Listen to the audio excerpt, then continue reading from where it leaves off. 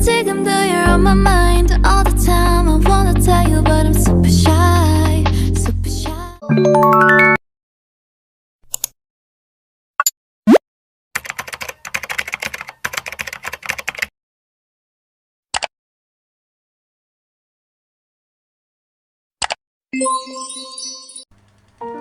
Halo semuanya, perkenalkan nama saya Nilu Wahyuni Dewi. Saya adalah mahasiswa aktif semester 4 di Universitas Pendidikan Ganesha. Saya mengambil program studi Pendidikan Bahasa dan Sastra Indonesia. Di program studi Pendidikan Bahasa dan Sastra Indonesia, ada banyak sekali mata kuliah yang harus ditempuh. Selain bahasa dan linguistik, kita juga belajar tentang sastra Indonesia. Nah, di semester 4 ini saya mengambil mata kuliah prosa fiksi. Nah, di dalam mata kuliah prosa fiksi ini, saya dan rekan-rekan saya di kelas tidak hanya mempelajari tentang teorinya saja, tapi kita praktek membaca cerita. Ada cerita yang sudah kita baca di kelas, yaitu Siti Nurbaya, Lelaki Tua dan Laut, dan akhir-akhir ini kita membaca kumpulan cerpen Kompas 2007. Di video saya kali ini, saya akan mereview sebuah cerpen dari kumpulan cerpen Kompas 2007, yaitu yang berjudul Musibah. Cerpen Musibah ini dikarang oleh Jujur Prananto. Di cerpen ini terdapat beberapa tokoh yang berperan. Yang pertama, Budiman adalah tokoh utama. Yang kedua adalah istri Budiman. Yang ketiga adalah Pak De Sumargo, yang merupakan paman dari Budiman, atau bisa dibilang Pak De Sumargo ini adalah saudara dari ayahnya Budiman. Kemudian ada Bude Sumargo yang merupakan istri dari Pak De Sumargo. Kemudian ada Ustadz Ramadan yang merupakan pengurus dari pesantren. Kemudian yang terakhir ada Tito. Tito merupakan anak dari Budiman.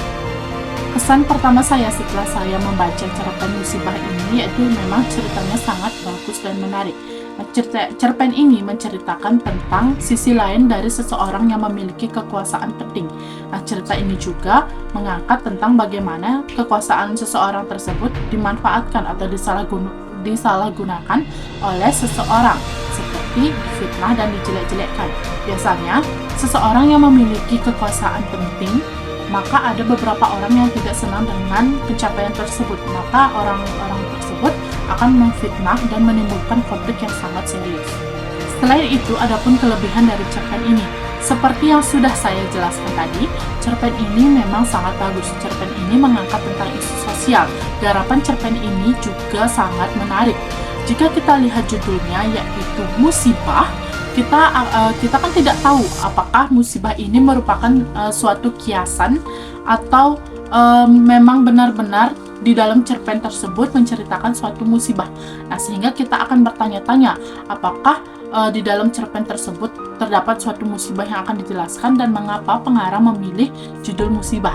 Nah, jika kita membaca cerpen tersebut dari awal sampai akhir, maka kita akan menemukan penjelasan mengapa cerpen tersebut diberi judul musibah. Selain kelebihan pada cerpen musibah ini, ada pula kekurangan dari cerpen musibah ini. Nah, jika kita baca sekilas cerpen ini tanpa menganalisis konflik yang terjadi pada setiap baris paragrafnya, kita tidak akan menemukan kekurangannya.